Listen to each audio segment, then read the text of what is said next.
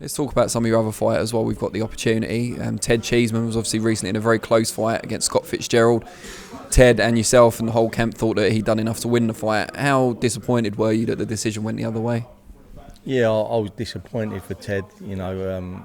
Scott Fitzgerald's a very, very good fighter. He's heavy-handed, he can punch, he's smart as well, and he's a very, very good fighter. But I just thought Ted done enough to beat him. I thought as the fight finished, I had Ted a good couple of rounds up, if not 3 rounds up in the fight. I thought he'd done a lot of good work early on, and he weren't really taking anything. And if you look at the scorecards coming into the 10th round, like I'll give Scott Fitzgerald the last 3 rounds, but coming in on the scorecard, coming into the 10th round, obviously the judges had it all level, which really that's what amazes me, because obviously he lost the last 3 rounds clear, we can see that. But coming level into the 10th round just amazed me, really. I just didn't see that. I thought Ted was well in front up until the 10th round, and just like when you see things like that happen, you can see a young boy like that get discouraged, and afterwards he was so down in the dumps, he was telling me he didn't want to fight no more. But he's come round to it now, and going even back from the fight before that against Kieran Conway, another really talented fighter. I had Ted winning that fight by at least 3 rounds. I had him winning that fight. He fought obviously differently in that fight. He had to go in close on Conway because Conway was 6'1" and a smart boxer. He had to go in close, and he'd done his work, and I thought he'd come away with a victory. But again, one judge had him losing the fight by 3 rounds. So I don't, it amazes me really. I suppose when you're in the corner you're a little bit biased, but after 25 years of cornering fighters, I sort of know at the end of the fight whether they won or lost the fight. And them 2 fights there, I believe that he won them both. But listen, next year he needs to rebuild himself. He's still really young. He only turned 24 a couple of months ago, so he's still a young kid, and he needs to maybe get a couple of 8-rounders under his belt, a 10-rounder, and then maybe by the end of next year look to get the British title fighting again, and he'll be a lot more experienced. He's had a lot of hard fights already early in his career, and with a lot of good operators he's been in with, and I think he'll learn from that, and then next year he'll be more ready to push on and win the British title, and maybe go on from that after that. Ricky Burns obviously came out on the wrong end of another close fight against Selby just recently. How much of that was down to inactivity, do you think? Burns seemed to come into the fight later on. Yeah, he's been inactive for over a year, and but let's face it, Ricky's 37 now, do you know what I mean? He's 36, he's coming up, he's 37, but Ricky fought as good as he could fight, Maybe if it was 3 or 4 years ago, Ricky would have beat Selby, but that was a close decision. Maybe it could have been a draw, maybe it could have gone either way, but that was close, and we just have to see where Ricky goes after there, really, because he's obviously lost to Selby and he's lost to Crawler, so I don't want him to be hanging around fighting people who are coming up and comers, really, do you know what I mean? Because he's been a great ambassador for boxing, and it's up to Ricky what he does next, obviously. But once he's been on holiday and that, and he'll have to sit down and speak and see what he wants to do. Have you spoken to him already privately about what you'd like him to do, or you wait until he has a break first? No, I haven't spoken to him. No, I always speak to the fighters the day after the fight, just to see if they're okay, really. But since then, I spoke to him the day after. I ain't spoke to him since then. So. But it's obviously his decision what he wants to do, but I don't want him to be a fighter that's just getting that fighters are going to use as an up-and-coming fight for him, and I don't know whether Matchroom will really have anything else for Ricky, after them couple of losses, whether it, he obviously ain't going to go into world title fights, so we just have to see really what's going to go on. Someone at the other end of their career, obviously Joe Cordina, he's going to be fighting his next fight a weight down from where he's been reigning as British champion at lightweight. He's going to be fighting at super feather. What was the thinking behind that? What made you think he could make that weight? Because the way Joe makes weight, I knew that he needed to take in a dietitian to help him make the weight. I said to him all along, the one thing you're not preparing right for is to make weight.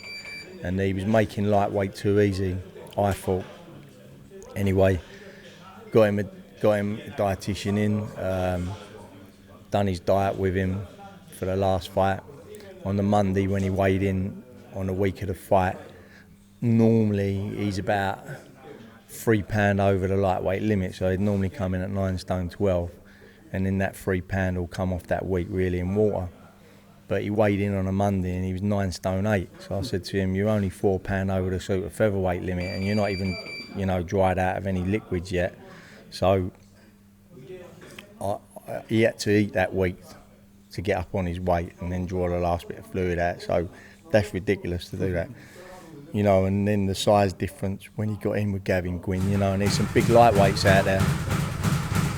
And I said to him, you're not a true lightweight, Joe. If you do your diet properly like everyone else does in the gym, and you do it over a course of 10 weeks, not over the course of 2 weeks, then you can prepare properly, do your diet properly. You'll be a big super featherweight and not a small lightweight.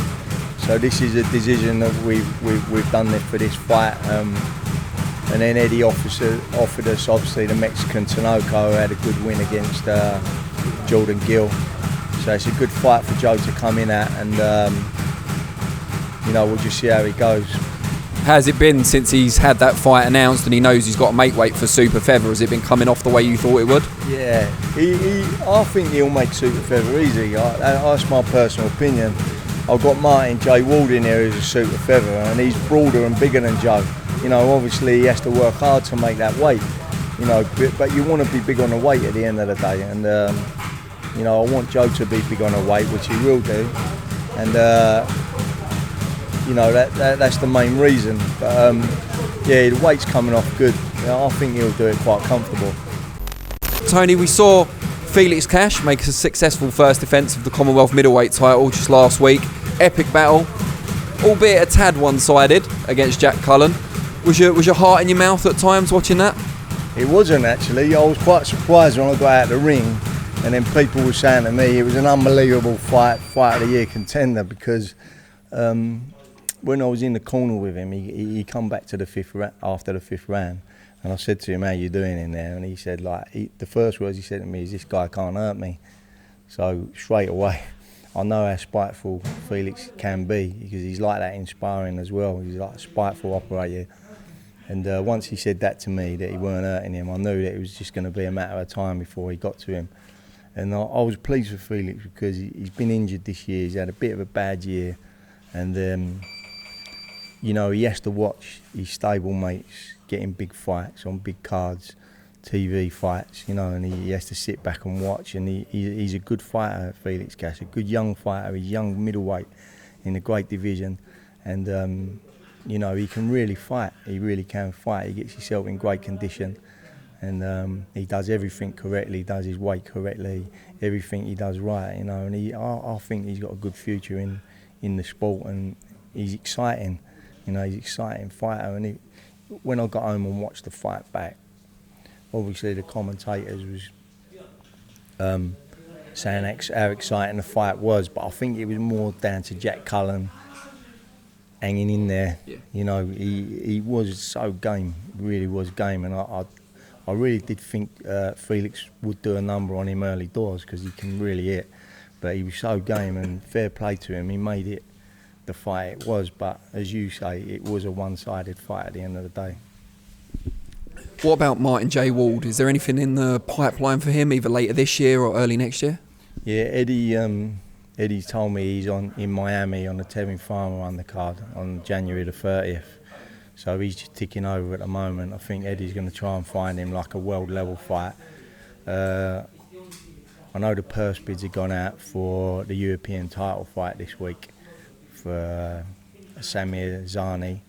So I don't know whether Eddie wants to go back with Martin to European level, because he's sort of done that. He's won the British title outright, Commonwealth, he's won European. So I think he wants to get him into a world level fight, see how he goes. if he comes through that, then maybe he might get the Tevin Farmer fight, but we'll just see what happens. But he's on a big card in America at the end of January anyway. Brilliant. Tony, we thank you for your time. Lost your voice, A little bit, yeah.